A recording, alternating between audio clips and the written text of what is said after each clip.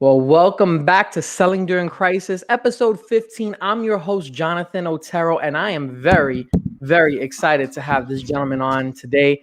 And I know that a lot of you guys are excited to see us and see who I have on. I know I've promoted it, Dale Dupree, who's the leader of the Sales Rebellion. I was getting a lot of DMs asking me, how do I get on? How do I get involved in this? How do I ask questions? What do I do? So I could tell that there was a buzz. So welcome again. And as you guys know, just for you guys who are new, the first time you're seeing this, the whole premise of this podcast, the whole premise of this show is once COVID hit, everyone lost the ability to meet face to face, and we had to reinvent ourselves and change. And a lot of folks were able to do that easily, and some weren't. And so this whole thing was bringing together sales trainers, authors, LinkedIn experts, video experts on how we can now reinvent ourselves and change. And so without further ado, let's keep that going with the next guest that we have on, Mr. Dale Dupree. Hey, Dale, how you doing, sir? The leader of the Rebellion. I'll salute you. What's going on, man? I'm doing good. How about yourself? I'm super excited to have you on. And look, I remember when I came up with the idea of this podcast where, a lot of our stories, there's some synergies between how we kind of got to where we are today, being both sales trainers and being in this role. And obviously one of the main synergies is that we're both in Orlando, Florida, which is really cool. Who knew that? That ended up happening. And we're connected to a lot of the same folks. So that's one of them. But I was really I remember the first time I saw you actually was not on LinkedIn. It was on TikTok. And I'm looking at it and it was so engaging, and I'm watching you and I'm saying, who is this guy? This guy's really engaging. And this is someone that I wanted to kind of emulate in how I projected in my sales. Now, mind you, at that time, I wasn't a sales trainer. I was a rep and I was just doing my thing. And I could just tell it was different. And then I started following on other channels and then realizing who you were and what you do. And it was just amazing to me. So I really want to start. I want to get into sales and I want to get into your ideas and your thoughts and techniques and things like that. But I really want to start with the beginning in mind with you as well. When you went from being a copier, a copy salesman where, you were the guy doing that, and you talk about all the rejection that you went through and how you mastered and learned under your dad, and he taught you a lot of different things. I want to start from the point where it just clicked in your head, where you went from understanding that this was not just a job, this was an art. So can you take me through kind of that path, and then we can kind of go from there? Yeah, so I think I figured out the art form of what it was that sales became for me through experiences. Yeah, like no one really taught that to me. Inherently, I'm a creative person, and inherently, I love entertaining. So those two pieces of the puzzle are their key factors inside of like realizing and recognizing the art form for sure. But for the most part, you have to go out and you have to fail and you have to experience and you have to A/B test and you have to just figure out like what's going to work and what's not going to work. There's also, I think there's something to be said about the concept of awareness that most people don't really talk about. That I mean, I deal with it still to this day, but back when I was still developing my awareness, I was slowly recognizing how other people were aware of me and their perceptions based on awareness and their own personal awareness. So I was able to also understand emotions because of that. I was able to also understand preferences because of that. And all those things led back to this identity of the experience itself. And that's when it all clicked. I said, oh, so I just got to give like good experiences basically to the people that I'm trying to engage with and build community around and sell to. And if I can do that right, to some extent, I can start to earn trust and credibility. And over time, I'll probably earn business. And 2 years into my career, everything exploded in a good way. I sucked for the first 2 years. And I sucked because I was trying everything. I was, and I think it's a good point to make, is that I wasn't just staying in my lane and sucking. I was saying, all right, I'm not really good at this thing over here, and I've never tried it, so let's do it these 10 ways. And went out and got it done and figured out for myself like what would work for me and what wouldn't work for me from that perspective. So So really, I think the origins of what I am today and what I've become as the leader of the Sales Rebellion begin with this curiosity of discovering not just more about myself, but more about others, and developing that servant leadership mindset that I roll with, so heavily in this day and age, by doing more activity that creates a listening approach more so than anything else, by providing experiences that will have to warrant feedback in the first place, good or bad. We need a relationship with people, right? Yeah. We never want to become indifferent to individuals, right? So with that said, I think the big thing that most reps miss out on in the beginning stages is that identity concept, and really developing a brand, developing a community, developing a reputation within said community. Instead, a rep just focuses on me. How do I get to my quota? How do I sell this product? How do I know this product better? And meanwhile, nobody cares about any of that stuff. Yep, exactly. And it's a great point that you bring up, because what I want to touch on is this. Your training, right, with the rebellion doesn't just talk about how to better yourself. It talks about how to deal with all the other outside factors that you don't think about. For example, you talk about how if you're brand new to sales, you're very green, you come in, you're very excited for whatever the reasons are. Your company tells you all these great things. They give you a good training, whatever the case may be.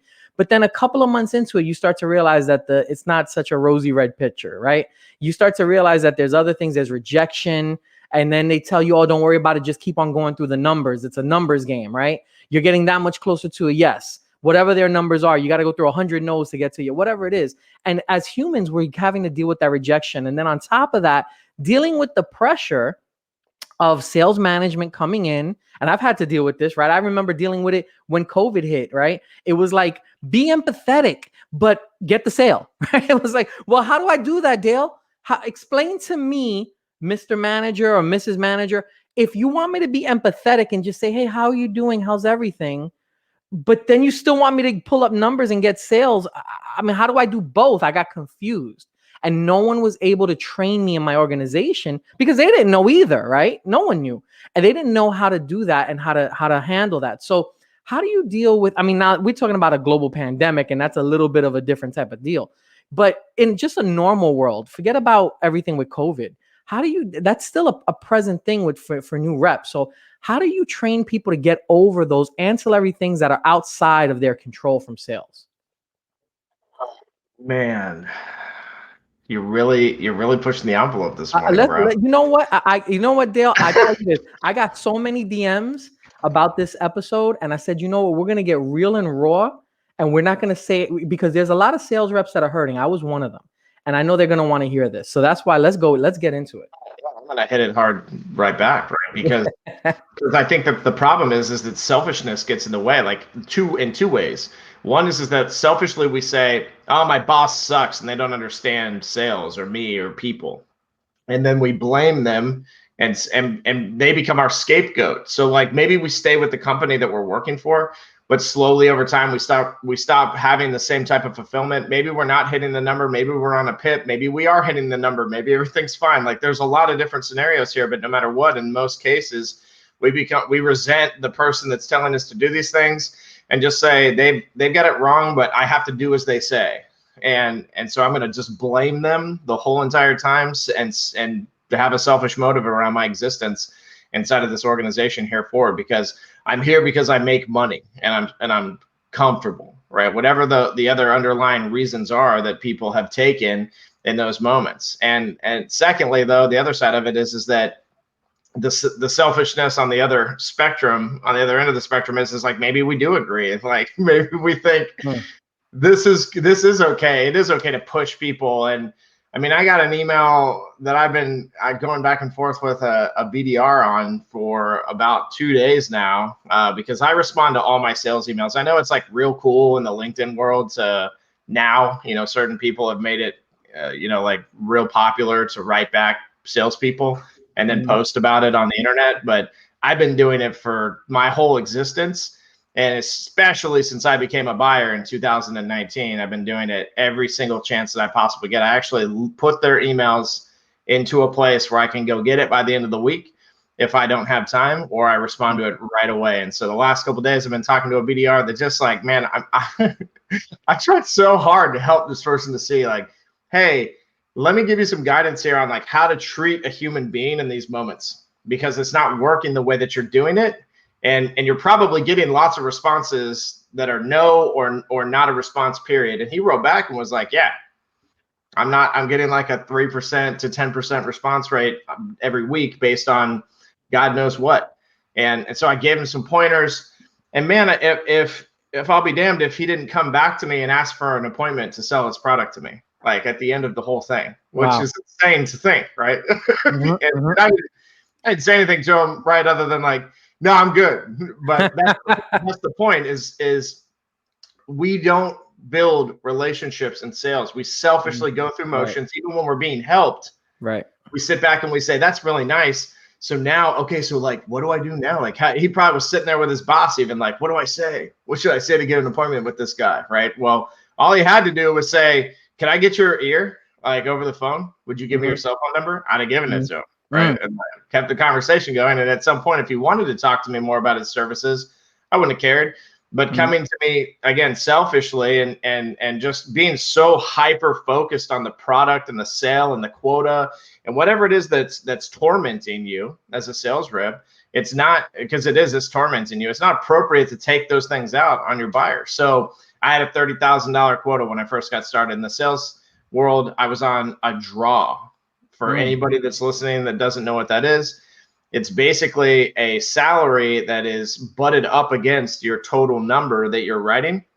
And at a certain point in your draw, you'll stop getting paid because you haven't sold enough. So it'll come directly out of your commissions, basically.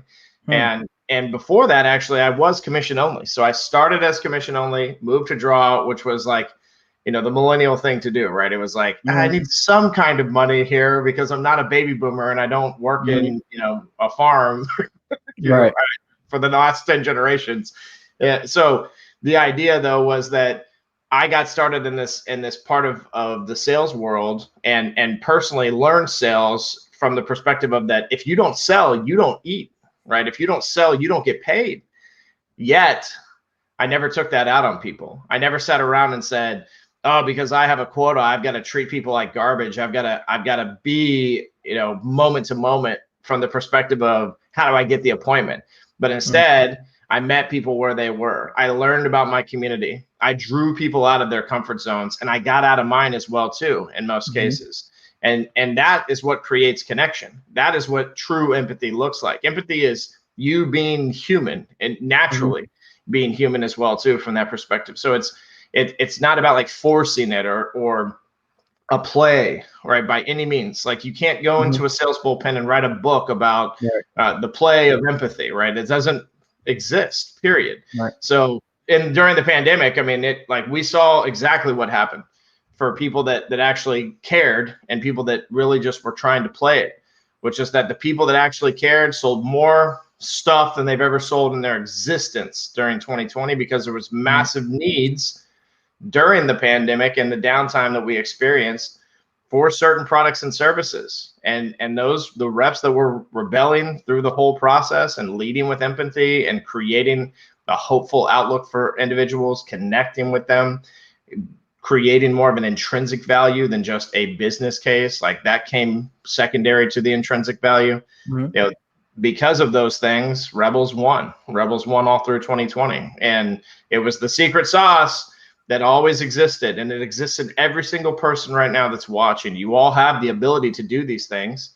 You know, we like to call it the meeting a kindred spirit concept, where if you can think about the time that you met your best friend, right, or somebody in your life that you love, first off, usually like that first encounter was like a weird one, right? I remember one of my best friends, I told him he looked like poop when I first met him, and he was dressed up like a colonial front linesman, like a Minuteman, right?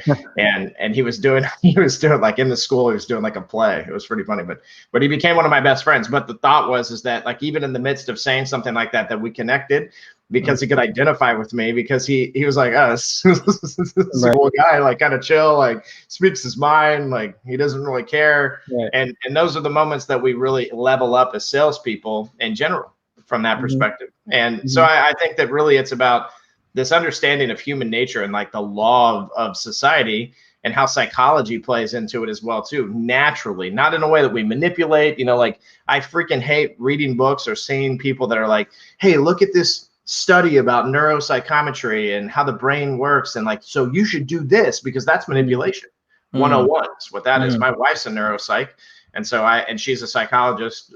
She's got a BA and a master's in psychology, and so like my whole existence in the sales world has been around a woman that literally dealt with drug addicts and crazy people in society, right? But like their personalities are no different than our buyers. The way they process information is no different than me and you, the regular everyday citizens, right? From that perspective. So it was very easy for me to sit back and go, wow, we're really missing the mark on this. That like radical authenticity and genuine willingness to step back and be mindful about situations, about people, about society is lost completely at this point. Sure. And you know, as you were speaking, we got a message from Brad. He says he wanted to add to the conversation. We need to rebel against old school sales tactics. I've always taught my teams how to keep a sales cycle alive no matter where they are strong at. Today's market requires creativity and building each relationship.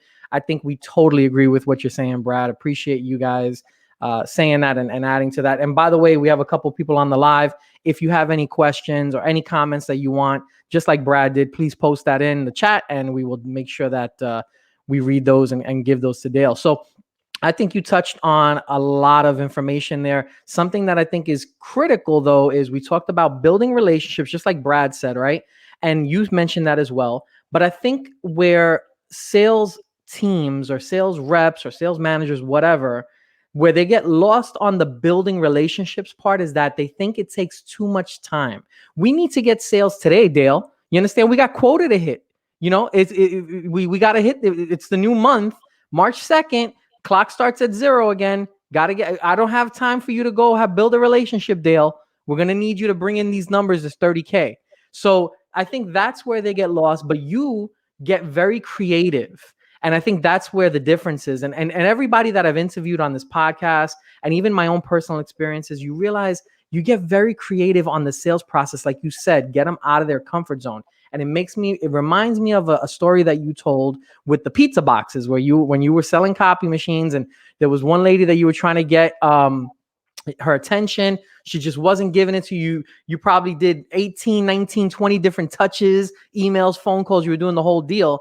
And you brought like 18 empty pizza boxes to the reception area. You slapped it on the table and you said, this is for so-and-so. And the receptionist looked at you like you were probably nuts. And like maybe one of those people that your wife probably works with. And she was like, what is going on here? And you said, this is for, I want to have a slice with this lady. This is every slice that I've had while I was trying to get in touch with her. And now I'm waiting for her to have a slice with me. Now, I probably didn't tell that story exactly the same way because you experienced it. So maybe you can elaborate, but tell me about being creative and being different so you can establish these relationships. I always love hearing other people's perspectives of the stories that I tell. Cause like you nailed it, but you nailed it in your own authentic way as well too. And like the way that you would perceive the situation itself, like what feels comfortable. Like I think what people need to hear right now is like the beauty of storytelling as well too. Like if you tell a good story, other people will tell it even better than you, and not in a way that falsifies the story or causes it to be kind of misconstrued, because none of that was wrong. Other than 18 pizza boxes, there's only like 3 or 4, but there you go. Right. But that's the thought. I read it as 18. if we can look, and you did, because in your mind you thought like this is genius, and it takes 18 pizza boxes to freaking get someone's attention, like that much time to get someone's attention, right? Like that's how many lunches you'll go through. And again, so like realistically here, I think one of the things that's being like shown off in this that's really important that people see and recognize is that We hear things exclusively. Like we hear them in the way that we like to hear them. We hear and we apply them in a way that we like to apply them. And again, so like communication, because of that, communication is extremely important. So like if I took that pizza box to that lady and it said anything that could be misconstrued, then she would probably be offended. And not to say that people are, there's like a bulletproof way to not offend people. You can't be afraid of that, right? Because sometimes it takes offending someone to make them better. Hey, you have a family member that's abusing alcohol, you better tell them, because their life will be better. You have a family member that's addicted to pornography and cheating on their significant other, you better step in and say something and not be afraid of those things, right? You got to, in our lives, we have to, as individuals, be willing to risk and to dare mighty things. Because when we do, we don't just change the way that we see the world and our success, we change the way that others perceive us. We change the way that others perceive normal and daily activity. So if you think of the pizza boxes and the idea of being creative, and we go back to your statement of, my boss says that I can't build relationships. That's my favorite thing, because you know what? It's real, right? Like your statement might sound like crazy, but it's real. It's like a real statement that happens inside of bullpens. Like, oh, you're trying to develop a relationship. What, is everybody going to be your friend? I've literally heard that even in my own walk from my own leadership. Right. So I know it exists. It's a pandemic in and of itself. And the problem with that is that two things. Number one is that we can't have an expectation when we go in to try and build relationships. We can't expect everybody wants to build one with us, number one. So we have to be mindful of that. We have to understand that we're not the best fit for everybody. That's why there still is a metric system essentially inside of the rebellion, without us subscribing to the status quo or the mediocre.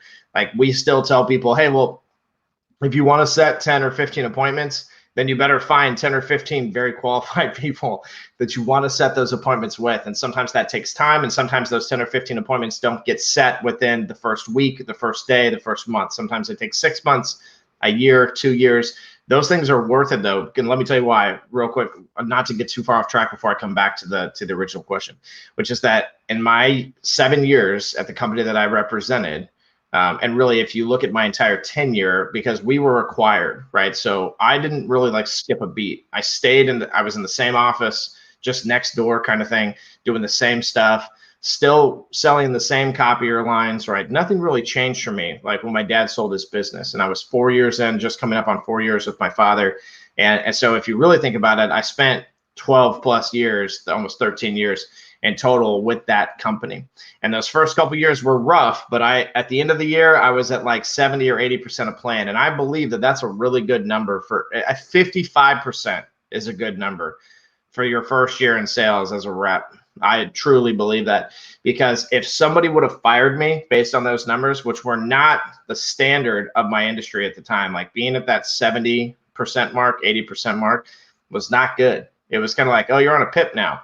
Right. But my dad didn't do that to me, probably because he was my dad more than anything. But he gave me a chance. He said, let's see what you can do this year. Well, the next year I was a lot closer to that 80+%. And the following year I was at like 180% of my quota. And I never was at 100% of my quota for the rest of my career, ever. I was so far above that freaking number that you couldn't catch me and you couldn't recognize me, on the board. Right. So that mindset comes from this idea, though, that, bro, I built some of the best relationships. I still have people that call me and say, who do I buy my copier from? Wow. I still have people that call me and say, can I get your help with a contract that I have? Will you put eyes on this? Do you have anyone you reckon would you help me buy these copiers? I mean, literally, right? I still have that happen all the time, because I built a community around trust and credibility, which is who I am as a human and who others subscribe to from a sales perspective, because they believe the same things. I should be treated fairly. I should be able to hear the truth, not the sales version of it, right? So like we just discussed earlier, be transparent, say things that are tough. When someone says, hey, I'd like you to come down $100 on this price, to say something like, well, let me go talk to my boss doesn't help. But to say something like, my boss will say no to that. They'll tell me no. But so knowing that, what do you think we should do? and getting real with people in those moments, and not argumentative, but in a place of helping them to understand you. The concept too of being empathetic, but also projecting empathy so that others adopt it inside of the way that they're treating you as well. It's a mirroring effect and an opposite perspective, which a lot of people don't talk about, but it's very real and very natural for humans to do, especially when they're in a comfortable situation with somebody where they feel that they can be honest and truthful and also want to be accommodating. So EVP theories and everything else around the accommodation theories inside of psychology. So when your boss says hit your 150 number, you know what I do is I hit the 150 number. But in the process of doing that, I do things like send out crumpled letters on the way as well too. Maybe it's only 20, maybe it's only 30. And then behind that, if I don't get any traction, I send the coffee stand letter and the whole entire rebel letter campaign if I can. And what I'll notice, what'll slowly happen is that my number, my 150 number that I'm hitting, it's not a 150 number that I'm hitting anymore. What happens is that I'm hitting that because they want 5 appointments a week or whatever the number is, right? Well, that starts to go up, that number, and the 150 number never really moves, right? And so they start to see that, wow, I'm actually getting better traction with doing things like radically educating my prospect with first touch pieces like the Rebellion teaches me how to do. And in the process of doing that, everything gets better. We have SDRs, BDRs, AEs, service or sales leaders, VPs of sales, president sales, owners of companies that are all inside of our programs that are doing these things and literally watching the thing that has enslaved them, the metric, the number, this identity that it's given them even. They watch that skin fade slowly because they watch their buyer become much more interested in building a relationship with somebody that can take them out of their normal and typical patterns. And so we have to still adhere to the boss, right? But that doesn't mean we can't rebel. Rebellions are not this pitchfork mindset. They're not this flaming torches, let's go storm the Capitol concept whatsoever. Rebellions are built on hope for something more appropriate between you and your prospect, hope for success that doesn't come from, I faked it until I made it, right? Hope for something that is much more transferable, not just to your legacy, but to other people and the community around you as well too. If we're focused on that, if we change our mindset and we change our activities and actions around it, we change everything all together, right? And that goes for a lot of different activities that people can be doing. But pizza boxes are genius because, and I actually got the idea because I was apologizing to somebody in the very early stages of my career for lying on a cold call. I sat with my dad about it and I was like, yeah, so I learned this technique on the internet of all places. And I'm not going to say who I learned it from, but it's somebody we all know. And people that, and millions of people are subscribed to these methods. And I said, and the lady called me out for lying to her. And I was like, and I did. Because that's kind of what this does is it creates this false narrative and like gets people kind of confused. Well, this lady was smart and she was like, well, you're lying to me right now. So my dad's like, well, just do something nice and say you're sorry. And I was like, wow, what a freaking thought. You know, like here I am trying to figure out like, what's my next sales trick, right? And really I just need to get human for a minute and go say, I'm sorry. So I took her a couple boxes of pizza and I put a note on it. It was like, I'm the guy that lied to you on the cold call. And I just wanted to tell you I'm sorry. And I waited in the lobby even. I was like, did you give this to so-and-so? And I waited in the lobby. And she came out. She's like, you got balls. She said that to me. Yeah, that's awesome. I was a kid too, right? And I recognized in that moment, I said, well, there's other ways to do this. Like, because this interrupts patterns. And I don't need to be apologizing for everything I do. Because I don't need to be doing things that warrant an apology. So like, why not work toward up front doing something different or better at the start of things, so the prospect looks at me completely different. And that's why I created the idea of market tools. I had over 100 campaigns as the copier warrior, from dropping off 6-foot cardboard cutouts of myself to taking things like the Rebel Letter campaign that anybody can download on the internet at crumpledletter.com, to this whole concept again of radically educating my prospects at the forefront to say, like, I'm different than the people that you're dealing with. And I'm not just going to be different right here in this email or right here in this conversation or right here at this touch piece. I'm going to nuance it through my whole process. And you've got to hit me up to see if that's legit or not. So you got to take a chance or fear missing out. Right. Well, I tell you what, I mean, I've never spoken to anyone. I've never done it or anyone that has brought 6-foot cardboard cutouts of themselves to a prospect. So that is definitely something different and unique. But you touched on it, right? Where sales, our prospects, they're not just a KPI. Ugh, I hate that term, Dale, by the way.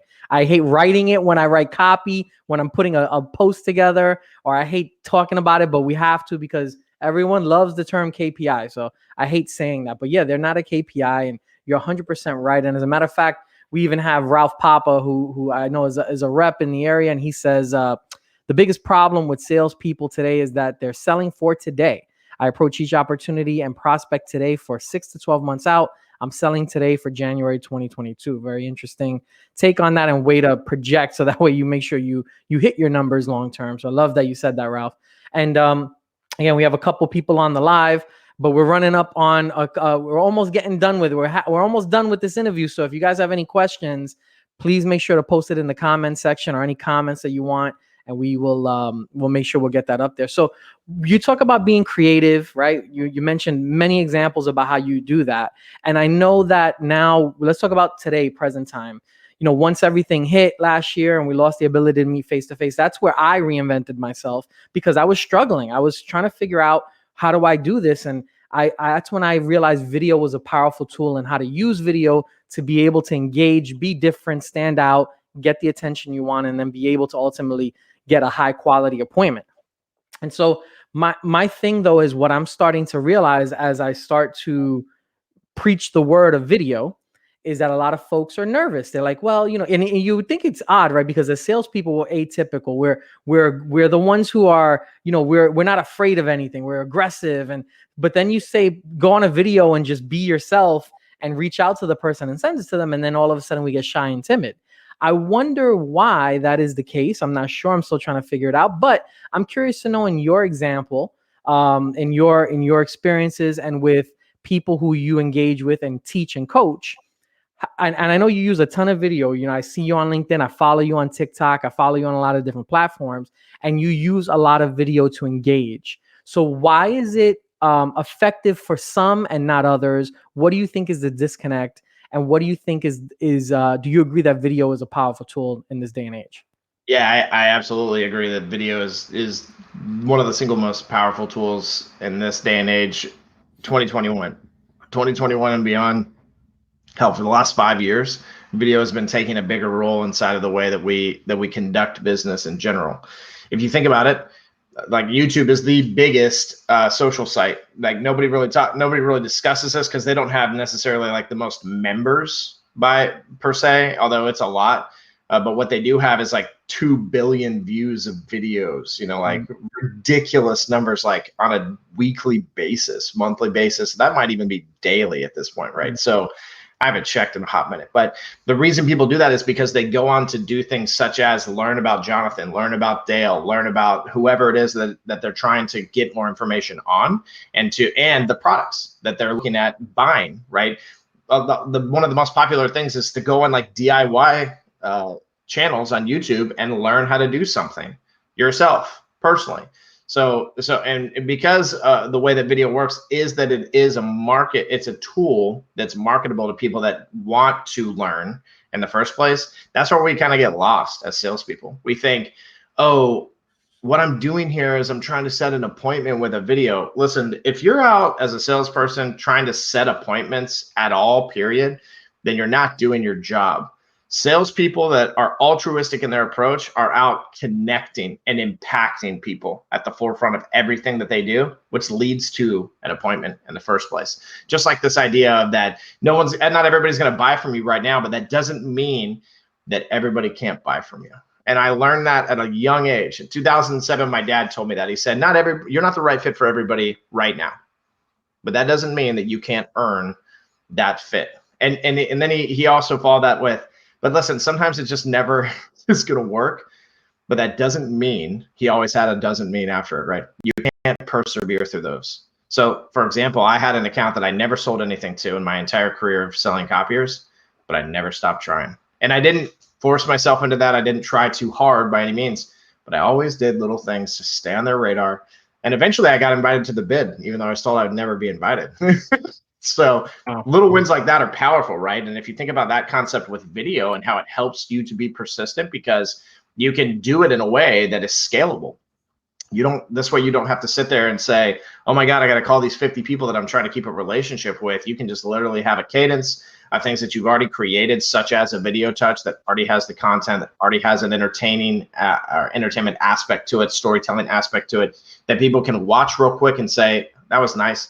Even if they don't respond, it's the idea of the fact that you're in their ecosystem at this point, no matter how you look at it. So when we do things like Rebel resumes, or, again, market tools like I was talking about earlier, we tell the students, we say, when you send this, you have to say in your head that if they saw it, they know who you are now, right? If they didn't get it, if it got lost in the mail, that's one thing. But if they saw it, you are part of their ecosystem officially. And if you can interrupt their pattern in the right way, if you can do it in a way that's memorable, that's familiar, which creates relatability, then you're doing something that most humans can't, because they don't make the effort in the first place. So and video is important. Like, you're looking in my new home office that I literally am gutting right now and like rebuilding so that I can entertain out of this room. And not just shoot shots that are single, like, hi, how's it going? I wanted to set an appointment with you, right? Like nothing like that, but get into a place where we can create experiences for people, where we can show people our intrinsic value, or we can share our intrinsic value is what I should really say, where we can also radically educate people around experiences, and we can help them to feel that the interaction itself is theirs and no one else's, and that they should take pride in that because they deserve it more than anything else. It's all up here, right? It's all in here. And when we start with these two places and connect these two things together, then it's powerful what we can do with something such as video messaging, right? The best videos I've ever seen in my life are ones that play to the 7, 8, and 10-second rule, which is this concept, and it also starts at a 5-second rule as well too, which is through the study of the brain, like what happens in a matter of seconds, 5 to start, and then after that, multiple seconds after, what's happening in your brain around the information that you're being given, how you're taking it, how you're storing it, and how you're acting on it. Right. And so really, people just have to sit back and start to do more research around the specifics of how to capture someone's attention. Like saying I'm Dale Dupree, I'm with the Sales Rebellion, and we do X doesn't really help people. But to tell a story through something like video that captures the brain and also ignites some of the senses as well too, because of what's happening to them in that moment, causes a wonder concept where the person on the other end has an awakening, where they're like, well, this is cool. And if you think about it, 90% of you who are out there selling are selling to people that have a sales department. And really, it's 90+%. It's like closer to 95%, right?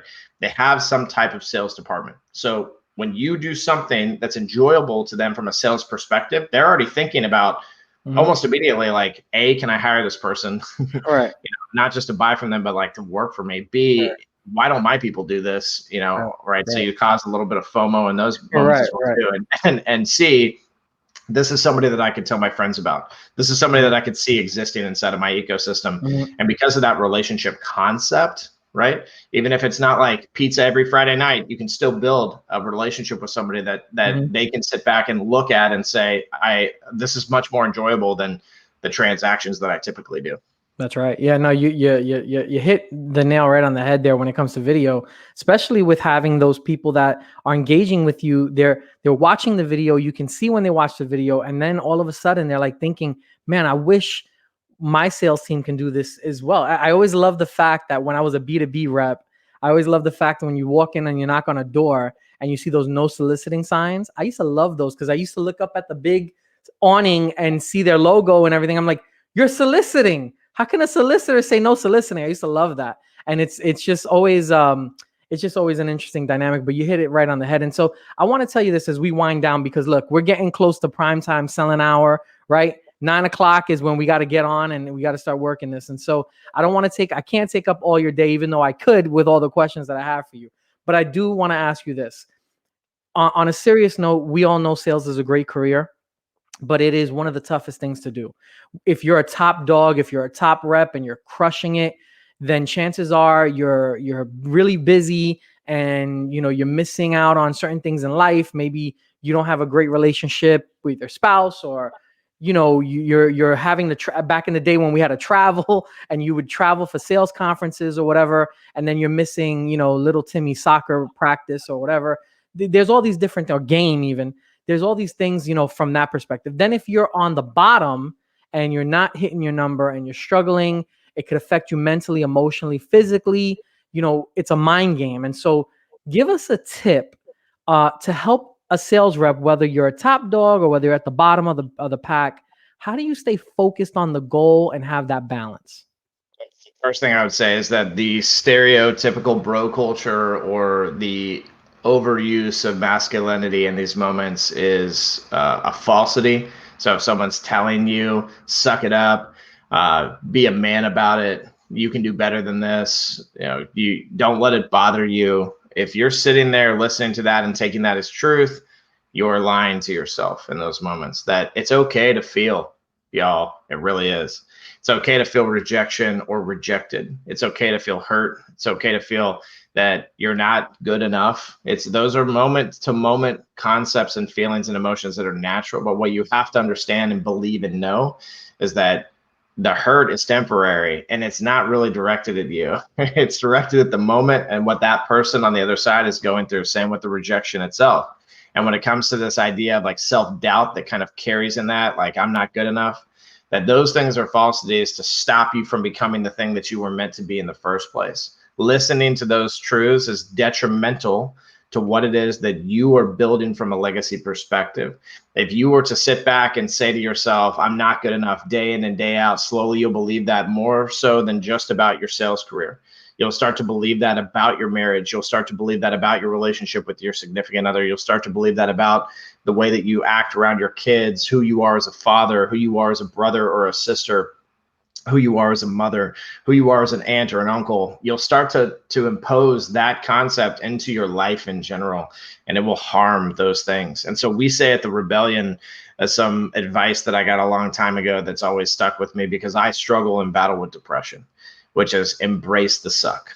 Instead of trying to ignore it, pretend that it doesn't exist, pretend that somehow we can just beat it by being men about it, especially for all my male counterparts out there watching. If we go into those areas, we do nothing but live and dwell in defeat. But if we embrace the things that suck and say, I will recognize you, but I will not allow you to be a part of my existence in a way that controls my outcomes, then we can win on a daily basis. And so sitting back and saying, well, why do I feel this way right now? Write it down. Journal those feelings, journal those moments, remind yourself forever that they exist, not just in that moment, but they could come back as well at a later date, at another time. Be prepared for those things. This is the mindset of a true rebel warrior, a legend in the making. So being mindful is extremely important because of that. So if you're at a place where you're sitting in the bullpen or you're at home and you're powering through calls and you're not feeling it and it's really tough to get through, just freaking stop for a minute, y'all. Like just chill for a second, like take 10 minutes and reset. There's lots of little practices that you can do that not only do we teach, but people have for, it's information free out there, and you can just hit me up because this is a big issue for me in general. And I want to see people conquer this. I'm conquering it myself on a daily basis. And so like, come with me, be a part of the journey. Right. But really it's about recognizing in those moments that it's not about this identity of like, you just got to push through it. It's about recognizing that this is tough. This isn't easy. Mm-hmm. And being vulnerable in those moments will create more growth. It will create substantive growth as well, too, that you can look back on and teach other people how to get through as well. Because you got to think about it as well, too, that your story will be for someone else will be part of the way that they look at the path that they're on. Like, well, I've heard this from this person based on their experiences. I'm going to try and stay away from that or steer my ship in a different direction around those rocks. Right. So you can help other people through this process by trying yourself and by digging deep and by going hard from the perspective, again, of like doing things that aren't normal and aren't natural to what we want or what we're told by the world in the first place. Most importantly, I would tell everybody out there to have an accountability partner in these moments. Somebody that you can call on and just let them know that you're in that place that you're trying to stay out of to begin with, that can help from the perspective of accountability, where they can say, all right, well, tell me more about it, and just listen and just be an ear in those moments, give you some encouragement at the end, and then stay in your ecosystem for the next couple of days, couple of weeks, whether it's just with a few texts, a couple voice notes, a quick video, maybe a TikTok of Dale dancing, and doing something silly, right? But that's the thought process is that we have to help people, we have to help each other, right? Yep. More so than to be able to help other people, right? So Yep. because if we're not good, then we won't be able to transfer that emotion. We won't be able to build up others, in a good light. Instead, we'll just be tearing people down day in and day out. Yeah, you bring up a great point. I mean, a lot of great points. And I think even on the social aspect of it, whether it's LinkedIn or whatever, LinkedIn is the professional social media, but it's still a social media. You can't just keep pumping out, quotes from your favorite guru or whatever it is. You got to have the social aspect of it every now and then. And if you can incorporate that and, infuse some of that, it brings to light that you are really just a human being and you're on their level. And it just, you touched on a lot of great things there. And, so look, I really appreciate it. I can't keep you all day, but I wish I could. But I will tell you guys this. If you want more information about the Sales Rebellion, all you have to do is go to this website right here, www.thesalesrebellion.com. Dale, as you can tell, is very knowledgeable when it comes to this stuff. I mean, there's no doubt. As a matter of fact, what I'll do is I'll show you the website just so you can kind of see what it looks like here, because I think it's very, very important to understand. So I don't know, Dale, can you see that on my screen there? Yeah, I see it. All right, cool. So there's your website. And, this is just an awesome, you can take a look at it. Even his favicon right here on the very top of it with the sun coming up. I mean, is so cool. So this guy's just different in every way. Take a look at his website, go there and join the community, enlist in the rebellion, and take it from there. And if you want to connect with Dale further, you can connect with him on LinkedIn, connect with me, and I can get you in touch with him now. I mean, I really enjoyed following you and seeing the stuff that you put up, because it resonates with me so much. And like I said, we have so many synergies. I didn't want to get into it because it wasn't about me. It's about you on this one. But I'd love to, once the dust settles, have a chance to just sit back and talk with you about some of the battle scars that we have. I'm sure that there's a lot of synergies between us. But thank you very much for doing this. You've added a ton of value to my audience and the folks that were there. Thank you for everyone who commented and watched and liked, and really appreciate it, Dale. Thank you very much. Thanks for having me on, bro. Well, that was Dale Dupree from the Sales Rebellion, founder and CEO. Listen, guys, this podcast is almost wrapped up. We're getting done with it. And I think that was a great way to kind of get ready to end it. I'm making an announcement now on the Dale Dupree episode. This is the second to last episode. Our next one will be our finale of Selling During Crisis. So join us there once we post that and promote that. And thank you guys very, very much for watching. See you guys. And now that you have this information from Dale, go out and sell something. Take care.